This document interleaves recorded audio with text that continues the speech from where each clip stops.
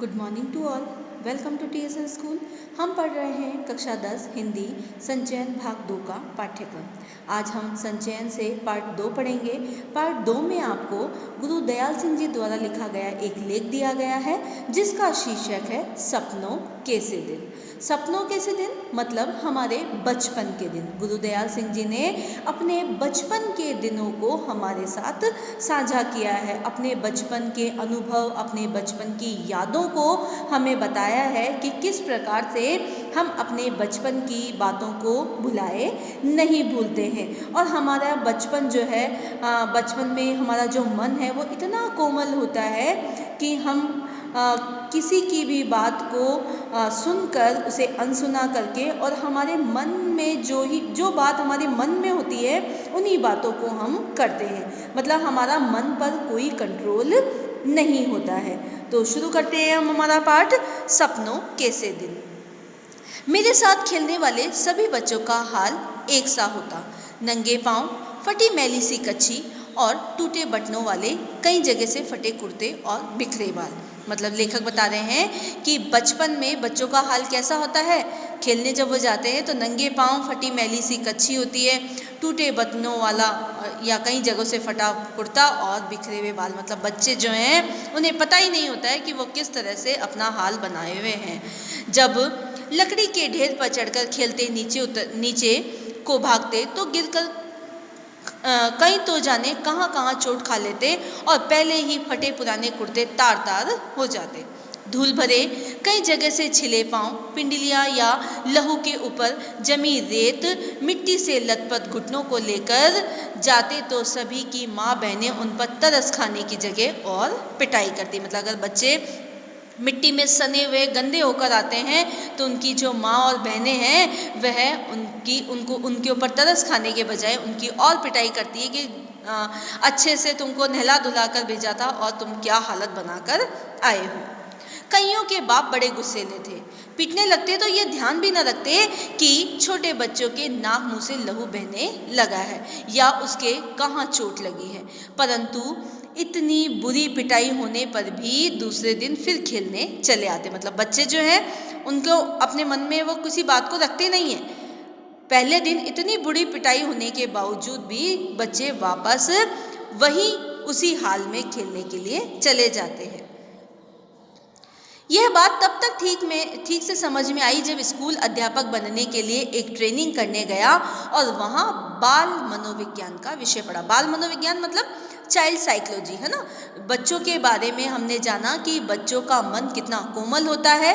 बच्चों का अपने मन पर नियंत्रण नहीं होता है। उनकी जो मन की स्थिति है वह उस स्थिति को किसी के सामने उजागर नहीं कर पाते। उन्हें लगता है कि कभी तो वह किसी चीज़ के लिए मना कर देते हैं और थोड़ी देर बाद वही काम वापस दोबारा करने लगते हैं क्योंकि उनका अपने मन पर कोई कंट्रोल नहीं है, नियंत्रण नहीं है। ऐसी बातों के बारे में तभी जान पाया कि बच्चों को खेलना क्यों इतना अच्छा लगता है कि बुरी तरह पिटाई होने पर भी वह फिर खेलने चले जाते हैं। मेरे साथ खेलने वाले अधिकतर साथी हमारे जैसे ही परिवारों के हुआ करते। सारे मोहल्ले में बहुत परिवार तो हमारी तरह आसपास के गांवों से आकर बसे थे। 2-3 घर साथ की उजड़ी सी गली में रहने वाले लोगों के थे। हमारी सभी की आदतें भी कुछ मिलती जुलती थी। उनमें से अधिक तो स्कूल जाते ही न थे। जो कभी गए भी पढ़ाई में रुचि न होने के कारण किसी दिन बस्ता तालाब में फेंक आए और फिर स्कूल गए ही नहीं, ना ही माँ बाप ने जबरदस्ती भेजा। मतलब लेखक बता रहे हैं कि उनकी गली में कुछ लोग ऐसे थे, मतलब बच्चे ऐसे थे जो ना तो कभी स्कूल जाते थे और किन्हें जबरन स्कूल भी भेजा जाता था तो वह तालाब में बस्ता फेंक कर वापस आ जाते थे और माँ बाप ने भी यानी उनके पेरेंट्स ने भी उनके साथ कोई जबरदस्ती नहीं की। यहाँ तक कि परचुनिया आड़तिए भी अपने बच्चों को स्कूल भेजना जरूरी न समझते। कभी किसी स्कूल अध्यापक से बात होती तो कहते, मास्टर जी हमें कौन सा इसे तहसीलदार लगवाना है। थोड़ा बड़ा हो जाए तो पंडित घनश्याम दास के लंडे पढ़वाकर दुकान की बहियाँ लिखने लगेगा। मतलब दुकान के हिसाब किताब, खाता का जो ब्यौरा है ना, हिसाब किताब लिखने की जो प्राचीन पंजाबी लिपि है उसमें कहा जाता है कि बइयों और हिसाब किताब लिखने के लिए इन्हें हम पंडित के पास भेज देंगे। पंडित 6-8 महीने में लंडे और मुनीम के सभी काम सिखा देंगे। वहाँ तो सभी का अलिफ बेजीम च भी नहीं सीख पाया, मतलब कि अगर स्कूल जाएंगे तो वह वहाँ पर कुछ भी नहीं सीख पाएंगे, लेकिन 6-8 महीने अगर मुनीम या पंडित के पास भेज देंगे तो वह वहाँ पर सारा हिसाब किताब सीख जाएंगे। हमारे आधे से अधिक साथी राजस्थान या हरियाणा से आकर मंडी में व्यापार और दुकानदारी करने आए परिवार से थे। जब बहुत छोटे थे तो उनकी बोली कम समझ पाते, उनके कुछ शब्द सुनकर हमें हंसी आने लगती, परंतु खेलते खेलते तो सभी एक दूसरे की बात खूब अच्छी तरह समझ लेते। लेखक जो कह रहे हैं कि जब बच्चे एक दूसरे राज्य से थे, हरियाणा और राजस्थान से, तो उन लोगों की भाषा हमें समझ में नहीं आती थी, लेकिन जब हम खेलते थे तो उनकी बातें हमें अच्छे से समझ में आने लग जाती। पता भी नहीं चला कि लोकोक्तियाँ अनुसार एक खेंडण दे दिन 4 कैसे कब बीत गए। हम में से कोई भी ऐसा ना था जो स्कूल के कमरे में बैठकर पढ़ने को कैद ना समझता हो। मतलब बच्चे जो हैं स्कूल में पढ़ने को क्या समझते थे? कैद समझते थे कि हमें किसी जेल में डाल दिया है। कुछ अपने माँ बाप के साथ जैसे भी था काम कराने लगे। बचपन में घास अधिक हरी और फूलों की सुगंध अधिक मनमोहक लगती है। यह शब्द शायद आधी शती पहले किसी पुस्तक में पढ़े थे, परंतु आज तक याद है। याद रहने का कारण यही है कि यह वाक्य बचपन की भावनाओं सोच समझ के अनुकूल होगा। परंतु स्कूल के अंदर जाने से रास्ते के दोनों ओर जो अलियार के बड़े ढंग से कांटे छाटे झाड़ उगे थे, जिन्हें हम डंडिया कहा करते थे, उनके नीम के पत्तों जैसे पत्तों की महक आज तक भी आंख मूंद कर महसूस कर सकता हूँ। मतलब स्कूल जाते समय हमें रास्तों में जो झाड़ियाँ मिलती थी, उनकी सुगंध से ही हमें ऐसा लगता था कि हम किस जगह आ गए हैं। हमें नीम के पत्तों जैसी कड़वी उसकी सुगंध लगती थी। उन दिनों स्कूल की छोटी क्यारियों में फूल भी कई तरह के उगाए जाते थे, जैसे गुलाब, गेंदा और मोतियों की दूध सी सफ़ेद कलियां भी हुआ करती थी। ये कलियां इतनी सुंदर और खुशबूदार होती थी कि हम चंदू चपड़ासी से आंख बचाकर कभी कभार 1-2 तोड़ लिया करते थे। अब जो लेखक हैं वो बता रहे हैं कि हम हमारे जो स्कूल के अंदर जो क्या कहते हैं क्यारियाँ थी, उसमें कई तरह के फूल लगते थे। उनमें से हम कलियों को तोड़ तोड़ कर छुपा लिया करते थे। उनकी बहुत तेज़ सुगंध आज भी महसूस कर पाता हूँ, परंतु ये याद नहीं कि उन्हें तोड़कर कुछ देर सूंघकर फिर क्या किया करता। शायद जब जेब में डाल लेते और माँ उसे धोने के समय निकालकर बाहर फेंक देती, या हम ही स्कूल के बाहर आते उन्हें बकरी के मेमने की तरह चढ़ जाया करते थे। मतलब लेखक बता रहे हैं कि हमें अच्छे से याद नहीं है कि हम उन कलियों को तोड़कर क्या किया करते थे। जब अगली श्रेणी में दाखिल होते तो एक और तो कुछ बड़े सयाने होने का एहसास से उत्साहित भी होते, परंतु दूसरी ओर नई पुरानी किताबों कॉपियों से जाने कैसी बात आती कि उन्हीं मास्टरों के डर से कांपने लगते जो पिछली श्रेणी में पढ़ा चुके हैं।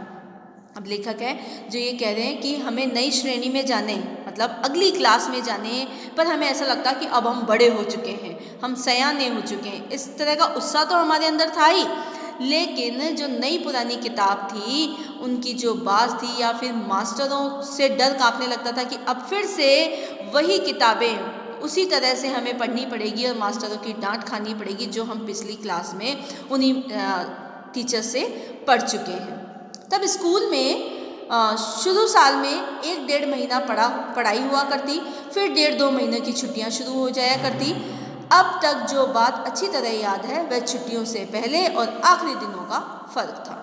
पहले 2-3 सप्ताह तो खूब खेल कूद हुआ करती। हर साल ही माँ के साथ ननिहाल जाते। वहाँ नानी खूब दूध दही मक्खन खिलाती, बहुत प्यार करती। छोटा सा पिछड़ा गांव था, परंतु तालाब हमारी मंडी के तालाब जितना ही बड़ा था।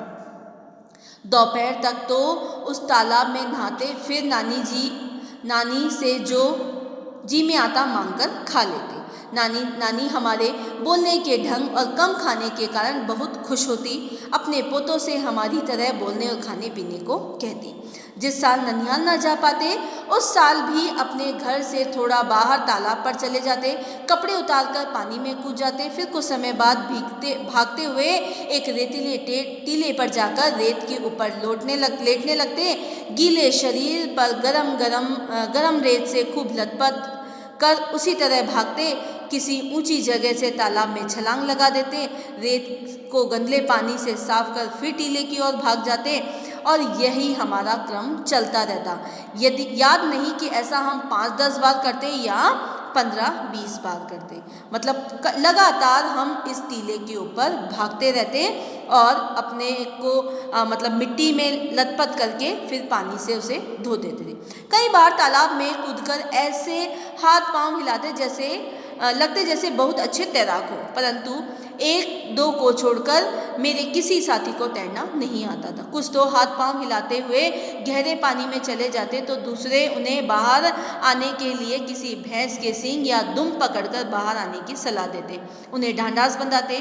कुछ से समय मुंह में गंदला पानी भी भर जाता तो बुरी तरह खांसते। कई बार ऐसा लगता कि सांस रुकने लगी है, परंतु हाय हाय करते किसी न किसी तरह तालाब के किनारे पहुंच ही जाया करते थे। धन्यवाद।